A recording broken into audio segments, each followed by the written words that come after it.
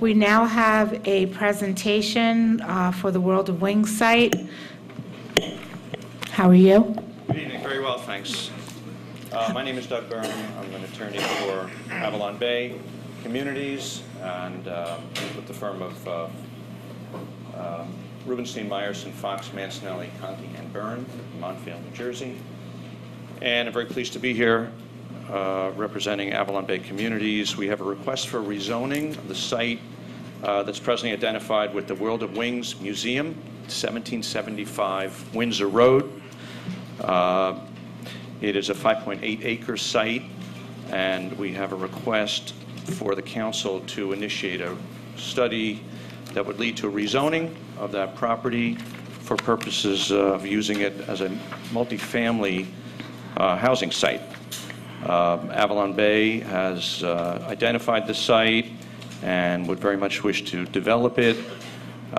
They are going to discuss with you briefly this evening in the conceptual terms their ideas for the site. We have Ron Liddell, who's a vice president of AvalonBay Communities, and Matt Giamonico, who's a project manager with AvalonBay. We previously met with your zoning committee and reviewed the proposal, and we're very pleased to be invited here tonight to present again. Some of the highlights we're going to address are the financial impact for the community, which we believe will be very beneficial, and also we're going to get into a little bit of the construction and design features of the proposal and some enhanced safety considerations that we think you'll be very interested in hearing about. So without belaboring the matter, I'd like to present Mr. Liddell, Mr. Giamonico. They have some graphics to present to you. They'll make a presentation, and they'll certainly invite questions from the mayor and council. Do you have any handouts for council? Okay.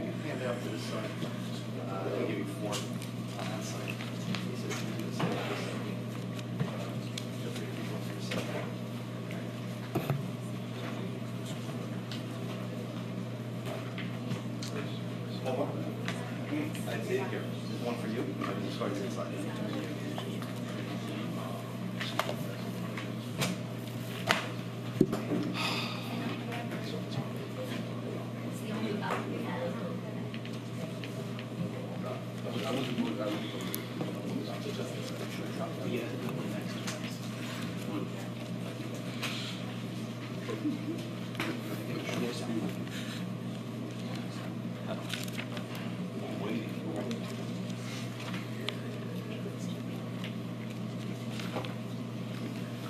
So thank you for scheduling this presentation. My name is Ron Liddell. I'm the Senior Vice President for AvalonBay Communities. Matt Giamonico is with me, who's a Development Manager for AvalonBay Communities. And let me start out by saying how excited we are about being here in Teaneck. I found it interesting that your agenda starts by indicating you're one of the most culturally diverse communities in the state of New Jersey. That's absolutely true. And it's exciting for us to have an opportunity to be in a culturally diverse community because of who we are and what we stand for. My goal tonight is to go through 2 or 3 things. One, to tell you about our company and answer any questions you have about that. I did hand out some material, which I'll go through very quickly, and that's for you to keep, obviously. And then 2 is to talk a little about the World of Wings property, our vision for the property, and of course answer questions with regard to that. Feel free to interrupt me anytime you like. I talk very fast. I apologize in advance for doing that. I apologize to the people behind me who see my back. I didn't mean to do that, but it's just the structure of this particular room. So, AvalonBay Communities is a public New York Stock Exchange listed real estate investment trust and S&P 500 company. We are large. We're about $22 billion in market capitalization. We own, operate, manage, construct, and develop rental multifamily apartments from Virginia to Boston, Seattle, and Northern and Southern California. So in essence, most of the coast. We own approximately 85,000 apartment homes in approximately 280 communities. And in New Jersey, where our office is based in Woodbridge, we have approximately 6,500 apartment communities in 17 communities. The company is based in Arlington, Virginia, but in every one of those states that I described and regions I described, we have a local office, Boston, Seattle, a few in California.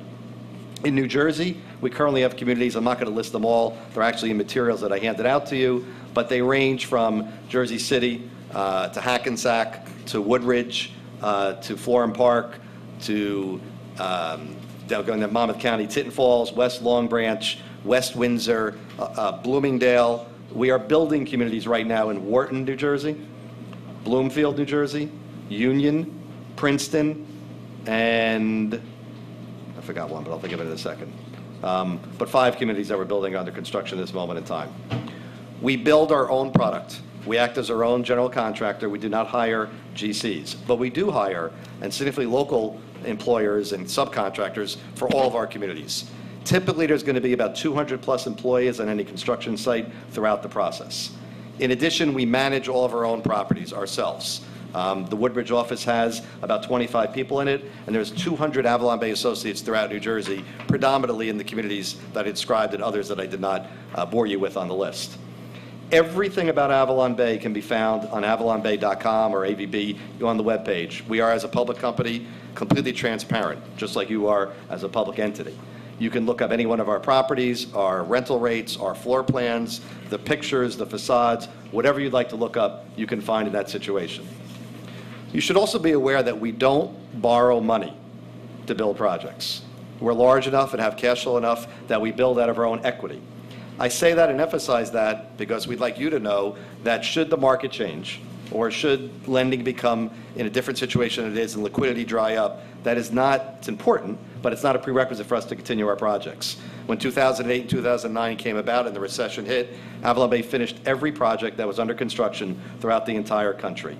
Today, we have about $3 billion under construction in the communities that I described, from large 800-unit projects in Brooklyn to smaller projects. Roseland was the other one, in Roseland, New Jersey, of 136 apartment homes. That's about the range of size of our communities that we built. In the brochure, or the materials that I gave you, you actually have our annual report with all the financial information for those that you want to go through that and read it. I also provided you with a picture book, call it a brag book if you like, of mid-rise communities, which I'll talk about what mid-rise in a second, and some other materials on the left side about our company and about some articles, et cetera. I may draw your attention to this insert, which is all New Jersey properties, all the ones that I'm actually responsible for in the last 12 and a half years that I've been in AvalonBay, where there's pictures and quotes from local officials, state legislators, things like that that I would encourage you to take a look at. We build all different types of products, but they're all rentals. So we build what I would call very, very low density product where appropriate, a garden community. We build mid-rises, which is what this book is all about, which are typically 4-story elevator buildings that range in density from 50, 55 units an acre to about 70 units an acre, but they are 4 stories. They may either be over a parking deck, which we call a podium, or they may be alongside a parking deck, which we call a wrap. We also build high-rise, not in New Jersey at this moment in time, but in New York City, Boston, San Francisco, and the like. Again, all of that work we do ourselves as general contractors. I think I'm going to stop there for 1 second. Any questions about AvalonBay, what I covered, the product, anything about that whatsoever? Okay? Just so I'm clear, you have enough money that you pay for your own projects. You are your own contractor.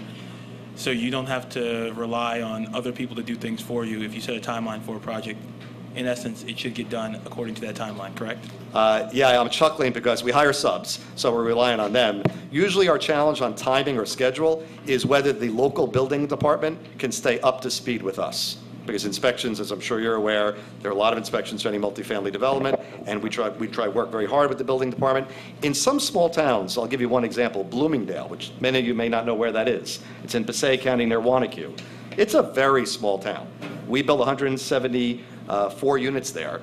And frankly, what we did there, because they didn't have full-time staff to cover what we needed to do, because it doesn't happen that often, we provided funding through, and you're allowed to do this, to hire extra personnel that we funded to make sure we stayed on schedule. They were more than happy to provide that job opportunity to those individuals, and we actually finished Bloomingdale ahead of schedule, in part because of that.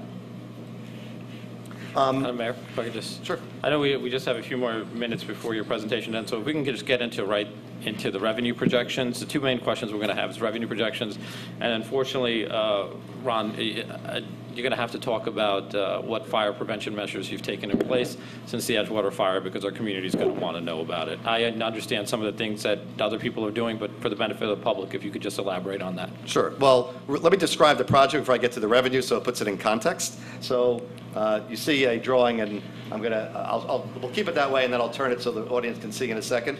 But what you're looking at is our vision for, let's call it the World of Wings site. Does this tape me, or is it, or can I speak outside, off the mic? It's recording you. You have to speak into the mic. All right. I'm usually pretty loud that I don't need a mic, but that's okay. So what you're looking at is Can a you bring it a mid-rise. little closer and then turn it around? What was that? Can you bring the board a little closer? Portable?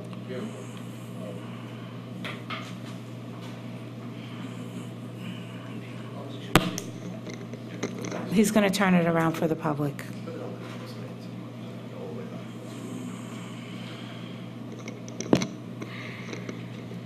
I apologize for those right here, but for those over here, you can actually see.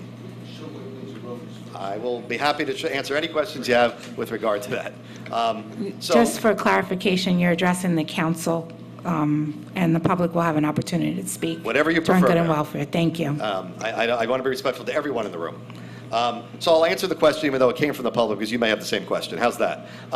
Railroad tracks are in the back of the site. That's our border on the back side. Windsor Road is over here in what I'll call, in essence, the front of the site. Just to point out, in case people are confused, there is a small lot that is in Bergenfield that we're not planning on building. It's actually very small. The balance of the site is in Teaneck. This street on the side actually exists today. As you pull into War of the Wings, when you look at the building, it's to the right, and it ends in sort of a cul-de-sac that's on the back. The park, I apologize, I don't know the name of the park off the top of my head, is right here.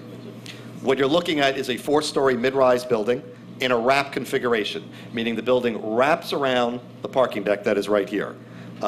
We try to do that for many reasons. Particularly, we do a lot of focus groups, and I had more to talk about AvalonBay, but I'll get to the project, because the feedback we get is people want to actually park in the garage and not go on an elevator and walk right to their unit. So by doing a wrap that is comparable in height and lines up well from a story perspective, they can do that to enter their particular floor where their unit is located.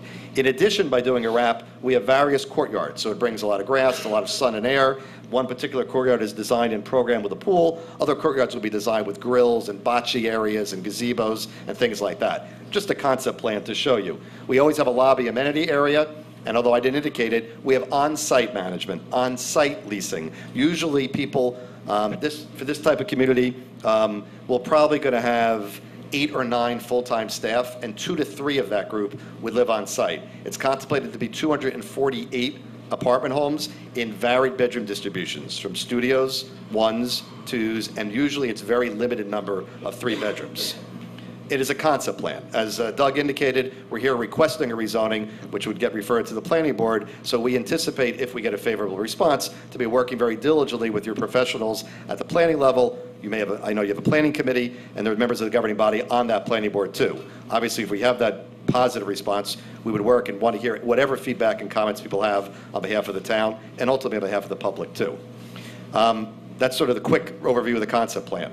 To answer your question, today the World of Wings generates slightly under $200,000 in total taxes. To the extent that this was approved as anticipated right now, and again, this wouldn't be delivered for quite some time, it would be over 5 times as much as that particular number, so it would be in excess of $1 million that we anticipate in total tax revenue in that instance. Other questions? I know your other question, I'll get there in 1 second, but other questions about the concept plan, vision? We have not detailed specific number of bedrooms and things like that. And if you want, I can give you sizes of bedrooms, but you're indicating I'm on a time clock, so I'll skip over that unless you want to hear it afterwards. How many of the units will be affordable housing? Well, I'll defer to your town attorney with regard to that. You have a lot of flexibility, and I could speak in an hour about COA and affordable housing. I think the answer for me to respond to is we want to work with you whatever way you think appropriate. Some of our projects are inclusionary, affordable, some are not. It just depends upon what the town is interested in doing. There are certain benefits today based on the recent Supreme Court decision with regard to rentals that give the town some benefits. And to the extent we want to talk about it tonight, I'm happy to do it. Want to talk about it some other time, I'm happy to do that with Stan or anyone else you I think just would appropriate. like it to be a part of the conversation. Absolutely. And we would like it to be also, by the way. So any other questions? Yeah, Henry. This is a stick-built house, so tell us about the fire prevention. This is a what build house? Stick and show. Stick-built rather I didn't hear than... you. Okay. okay. So, I'm trying to think where to start. This is a stick-built house, so let's use the terms that are accurate. Stick-built is not actually the term of art, but that's what people refer to in the newspapers. Unfortunately, a lot of people have read about the fact that AvalonBay suffered a fire at a community called Avalon Edgewater.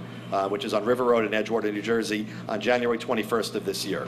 The result of that fire was that one building burned down, and it was a total loss with regard to that. Approximately 240 apartment homes were burned. People were displaced, including 3 AvalonBay associates, by the way, who live full-time in Avalon Edgewater. The other building, which is known as the River Building, had suffered no damage whatsoever. There's about 160 apartment homes there, which are still occupied by residents in Avalon Edgewater. And I'll say what's public at this point because it's been reported, that building has been reported to be built in accordance 100% with the code at the time. The code back then, the building was built in approximately 2001-2. The code since then has not changed that dramatically. For those of you who may not be aware, the DCA reviews codes every 3 years in the state of New Jersey. Currently, in fact, the public comment period ended about 30 days ago. They're under review for the current code. 4-story buildings that are multifamily, and they also could have a parking deck on the bottom to make it 5 stories, but my comment wouldn't change based 4 or 5, are built on what's called a 13R fire suppression system. I'm not a fire engineer, but I know enough to respond to anticipated questions. 13R requires sprinklers, and our building was sprinklered. And I want to point out, by the way, that when the fire was noticed by the alarm system, the alarm went off. It was late in the afternoon. People were evacuated. The fire department got there in a very quick fashion and evacuated some others. There were no injuries, no deaths whatsoever by any of our residents or first responders. The 13R system does not require, under the code, sprinklers in attics and certain interstitial spaces, which is how we built that product. And I should point out that everyone that builds multifamily that's a 4-story mid-rise built under the 13R system. As of today, there is some legislation that's been proposed at the state level to potentially change that. The DCA is still reviewing it. And frankly, people are waiting for, and I congratulate you by being in Bergen County, because the county executive, Jim Tedesco, who, as you may know, is a former fire chief for Paramus, has taken the lead in a lot of this with regard to what he would like to see. I met Jim after the fire and spent a lot of time with him, including Mayor McPartland of Edgewater. AvalonBay, since that fire, has voluntarily announced that for Princeton and Maplewood, why those two? Because those are the next two that are mid-rise construction, 4-story elevator building, that in Princeton and Maplewood, we have voluntarily enhanced the fire system, that we are going to put sprinklers in all the attics, and we are using, instead of the gypsum firewalls, we're using masonry firewalls, concrete firewalls. We announced that probably 60 days ago, give or take. I went and met with all the legislators that were involved in it. I met with both Republicans and Democratic legislative leaders and the DCA before we announced it, so they knew in advance it was coming. Jim Tedesco was appreciative of it, and I'm not a fire official, but his comment was that if there should be, God forbid, a fire in any building that has that system in place, it compartmentalizes the fire. Whether it spreads to the attic, the sprinklers go off, whether it won't, for many hours, spread beyond a masonry firewall. That's what we decided to do voluntarily, and we are anticipating, if we're fortunate to move forward here in a mid-rise structure, just like we anticipated, we would do the exact same things that we offered to do in Princeton and Maplewood, and that is sprinklers in the attic, masonry firewalls throughout the building. So does that answer your question about enhancement of fire suppression?